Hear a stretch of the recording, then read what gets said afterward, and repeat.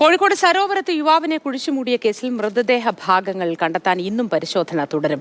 ചതുപ്പിൽ കൂടുതൽ സജ്ജീകരണങ്ങളോടെയാണ് പരിശോധന നടത്തുക. ഇന്നലെ 5.5 മണിക്കൂറോളം നടത്തിയ തിരച്ചിലിൽ വിജിലന്റ് മൃതദേഹ ഭാഗങ്ങൾ കണ്ടെത്താൻ കഴിഞ്ഞിരുന്നില്ല. ഇംതിയാസ് കരീം വിവരങ്ങളുമായി ചേരുന്നുണ്ട്. ഇംതിയാസ്, ഇന്ന് എന്തൊക്കെ സജ്ജീകരണങ്ങളോടെ ആയിരിക്കും ഈ തെരച്ചിൽ നടത്തുക?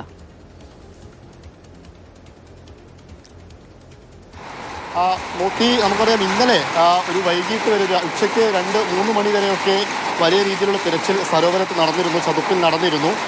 ഇന്നലെ ആദ്യം മുകൾ ഭാഗത്തെ ചെളിയുമൊക്കെ മാറ്റി JCB ഒക്കെ കൊണ്ടുവന്നാണ് ഇന്നലെ തിരച്ചിൽ നടത്തിയത്. പക്ഷേ ആ തിരച്ചിലിൽ ഒന്നും തന്നെ കണ്ടെത്താനായില്ല. ഇന്ന് രാവിലെ 8:30 മണിയോടുകൂടി വീണ്ടും സംവിധാനങ്ങളൊക്കെ എത്തിച്ച് തിരച്ചിൽ നടത്തുമെന്നാണ് എലത്തൂർ പോലീസ് അറിയിച്ചിരിക്കുന്നത്.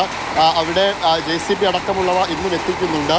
കാരണം ഈ ചെളിയും അതുപോലെ തന്നെ താഴെ മരക്കൊമ്പുകളും അടങ്ങുന്ന ചതുപ്പ് മൂടിയ വെള്ളക്കെട്ടുള്ള ഒരു സ്ഥലമാണ്. ആദ്യഘട്ടത്തിൽ വെള്ളമൊക്കെ അവിടെ നിന്ന് സക്ക് ചെയ്ത് വലിച്ചെടുത്തിരുന്നു. അങ്ങനെ ഇന്നിപ്പം മഴയൊക്കെ പെയ്യുന്നൊരു സാഹചര്യം കൂടെയുണ്ട്. ആ രീതിയിൽ വെള്ളമൊക്കെ പൂർണ്ണമായിട്ടും മാറ്റിയാണ് തിരച്ചിൽ നടത്തുന്നത്. കുറച്ച് തിരയാൻ കുറച്ചല്പം പ്രയാസമുള്ള ഒരു സ്ഥലം കൂടിയാണ് ഈ ചതുപ്പ് നിലം എന്ന് പറയുന്നത്. എന്തായാലും ഇന്ന് 8:30 തിരച്ചിൽ പുനരാരംഭിക്കും.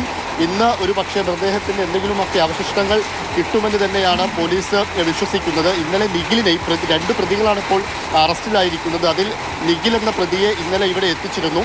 അങ്ങനെ എത്തിച്ച് അദ്ദേഹം ഈ പ്രതി കാണിച്ചു കൊടുത്ത സ്പോട്ടാണ് പോലീസ് വിശ്വാസത്തിലെടുത്ത് ആ സ്ഥലത്താണ് ഇപ്പോൾ തിരച്ചിൽ നടത്തിക്കൊണ്ടിരിക്കുന്നത്. 8:30 അത് പുനരാരംഭിക്കുകയും ചെയ്യും. മൂർത്തി. ശരി ഇംതിയാസ്, ഏതായാലും ചില സംവിധാനങ്ങൾ ഉപയോഗിച്ചുകൊണ്ട് ഇന്ന് വീണ്ടും തിരച്ചിൽ നടത്താനാണ് തീരുമാനം. തെളിവുകളൊന്നും ഇന്നലെ കിട്ടിയിരുന്നില്ല, പക്ഷേ ഇന്ന് അത് ലഭ്യമാകുമായിരിക്കും എന്ന് നമുക്ക് കരുതാം. ഇംതിയാസാണ് വിശദവിവരങ്ങൾ നൽകിയത്.